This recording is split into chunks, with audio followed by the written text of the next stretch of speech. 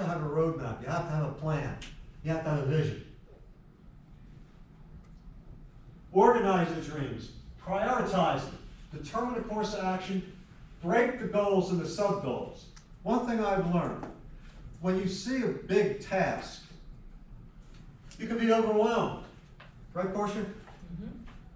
But when you break those big tasks into smaller tasks, and you work on those smaller tasks to achieve the larger goal, it becomes a lot easier. Implement your plan of action. Take action. I see a lot of planning and a lot of talk, but it takes the motivation to actually put into action what you desire to do to fulfill those dreams. Having that extra money to hunt fish, right, Chris? Right. Monitor your progress, adjust as needed, because planning is ongoing. One thing I will share with you, planning is ongoing. It never stops. Even when you're retired, planning is ongoing, because there's so many challenges and changes to your life that can occur. A premature death of a spouse, aging parents coming in your home, grandparents living with you, the market declines. There's so many challenges. So it is important to adjust as needed and to have the mindset, so don't stress yourself out too much. Celebrate your accomplishments. Hunt and fish. Go to the beach. Have the extra bottle of wine. Go out to dinner. Take a nice vacation. Failure to establish plans to meet the goals. Again, we've established goals. We have the vision. Now, are we going to establish the appropriate plans to accomplish those goals? And again, we'll be discussing that throughout our journey here in the next few weeks about when we talk about investment planning, retirement planning, and so forth. You'll get a feel for plans and how you can utilize the plans to meet your goals. Unwise use of credit. There are two types of debt. There's bad debt and there is good debt. Bad debt can be obvious. Bad debt is, let's see if that, oh, there we go, is taking that trip. You gotta see all the dollars it takes to take maybe a trip or spending or buying something that's really not a necessity. Maybe not, it's not a necessity, but we do it anyway. That's bad debt. Racking up a credit card in order, and then we have less dollars at the end for our true goals. There's good debt, or necessary debt they call it. If I buy a computer, a car, a house, well, if I buy a computer, a house, a car, that gets me to my job, that makes me perform. Well, that's good debt because I can get a return on what I'm spending.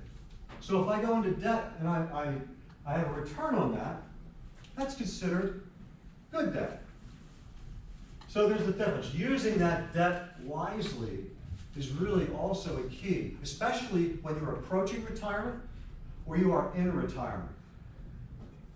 Because the most important thing is that hopefully when you are in retirement that most of your debt is eliminated, because debt in retirement can be detrimental.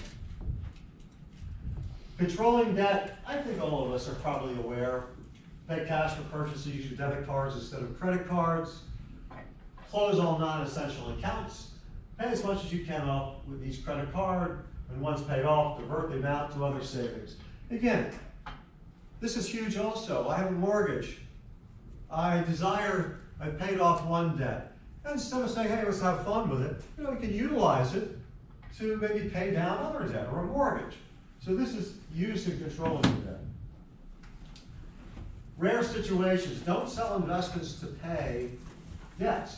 Because what happens, when you try to live within your means and you use investment dollars to pay debt, what happens, you lose all that opportunity, all that money to grow for all those number of years. And consequently, there's less dollars in the kitty down the road for retirement, potentially. Lack of understanding about what my money can do for me. This is interesting because I'm going to throw it out there. Lack of understanding about what money can do for me. And does anyone have a thought about that? What that term means? Wait? Sure, it's what your money can do with regards to return on investment. Pardon me? What your money can do for return on investment to grow in the future. Absolutely. Wade said, what my money can do for me in the future, the return on that. Sometimes that's overlooked. That's compounding. Anyone else? Brian? Rule 72. I should have you. We're coming up on Rule 72. You're good. Brian says Rule 72. Rule 72 we're going to be touching on. That's how many years it takes to double my money. Why that's important? Because it really focuses on what type of investments potentially you should be, are you in, to address that accumulation of your money. We'll be touching on that. This is making compounding work. And when we're going through this, our process, and you're looking at these numbers, keep in mind one, just make clear. Don't get hung up on 8%, 10%, 4%. It's more the concept we're discussing here. This is an example of $100,000 if we're invested at 4%, 8%, and 10%. Again, Wade had mentioned about compounding, which is very important because compounding of your monies obviously plays into what runs back Rule 72. The more money you can earn, the more monies you have in your overall portfolios for retirement, which would create success. That's compounding. Consistent investing. And most of us are probably familiar with consistent investing because we all have retirement plans. Show of hands. Everyone in the room have a retirement plan? Absolutely. And our retirement plans are typically set up for consistent investing. We put so much away every week, every month, 2 weeks, every month, and it accumulates. This is showing $100 of monthly additions invested, how that can accrue over time and at different rates. And again, all of these start to tie in because we're talking about compounding, consistent investing, and they all tie together. These are basic foundations of investing your money and also about the ability for that money to grow. These are basics. This is the foundation we're creating. Rule 72. How quickly my monies can double. It's a formula. Brian brought up Rule 72. Rule 72 basically says whatever you're earning, divided into 72, that's how long it takes your money to double. I like 10% because it's easy for me, 7.2. I can go right off the top of my head. But what this does, and now, it starts to create an awareness. What am I earning on my monies? Where I'm presently positioned. So those monies can grow and compound. Where should I be positioning my monies? We'll be discussing this. If I'm in a long-term situation, should I be investing my money positioned in short-term investments for long-term needs? Am I investing my monies in long-term needs for short-term investment? So this is where the wheels start turning and the analysis of your situation and these components start to come together because they all fit together. If I can learn how to achieve and create more wealth through making more dollars and cents through growing my money, but keeping it in with my risk tolerance, which is we'll be getting to in investments, that is the ultimate goal.